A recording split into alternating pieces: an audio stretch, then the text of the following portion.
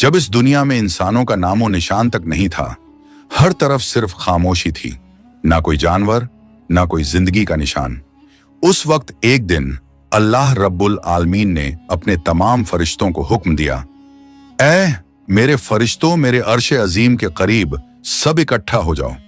अल्लाह रब्बुल आलमीन का हुक्म मिलते ही बेहिसाब फरिश्ते रोशनी की तरह चमकते हुए उस जगह हाजिर हो गए। तब अल्लाह ताला ने फरमाया, मैं जमीन पर अपना एक नुमाइंदा भेजना चाहता हूं। यह सुनकर फरिश्ते हैरान हो गए। उनकी पेशानियों पर सवाल थे और दिलों में तज्जुब। उन्होंने अदब से अर्ज किया, ऐ हमारे परवरदिगार, क्या आप ऐसी मखलूक को जमीन पर भेजना चाहते हैं जो वहां फसाद करेगी, खून खराबा मचाएगी? हालांकि हम तो हर वक्त आपकी तस्बीह और इबादत में मशगूल रहते हैं, फिर नया खलीफा बनाने की क्या जरूरत है? उनकी बात सुनकर अल्लाह रब्बुल आलमीन ने फरमाया, ऐ मेरे फरिश्तों, मैं वो जानता हूं जो तुम नहीं जानते। कौन मेरी इबादत करेगा और कौन नाफरमानी, इसका इल्म सिर्फ मेरे पास है। मैंने तुमसे मशवरा नहीं मांगा, सिर्फ बताया है। अल्लाह ताला की ये बात सुनते ही फरिश्तों के दिल कांप उठे। उन्होंने अपनी गलती महसूस की और फौरन तौबा कर लिया। फिर सजदे में गिरकर अल्लाह से माफी मांग ली।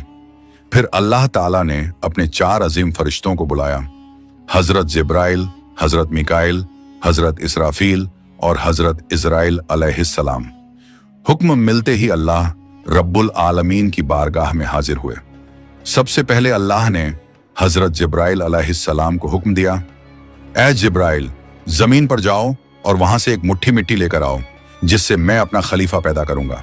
हजरत इजराइल अलैहिस्सलाम जमीन पर तशरीफ लाएं और मिट्टी उठाने लगे, मगर मिट्टी रोने लगी।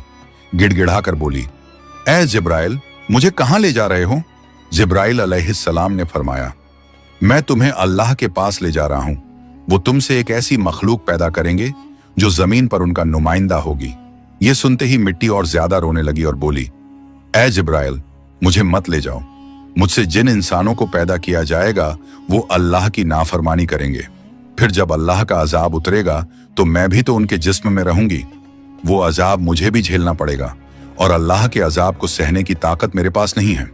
मेरी तरफ से अल्लाह से माफी मांग लेना। मिट्टी की यह दर्द भरी पुकार सुनकर हजरत जिब्राइल अलैहिस्सलाम खाली हाथ वापस लौट आए और अल्लाह के दरबार में जाकर पूरी बात बयान कर दी। फिर अल्लाह ताला ने हजरत मिकाइल अलैहिस्सलाम को भेजा। वो भी जमीन पर तशरीफ लाएं, मगर मिट्टी ने उसी दर्द से फरियाद की और मिकाइल अलैहिस्सलाम भी खाली हाथ लौट आए।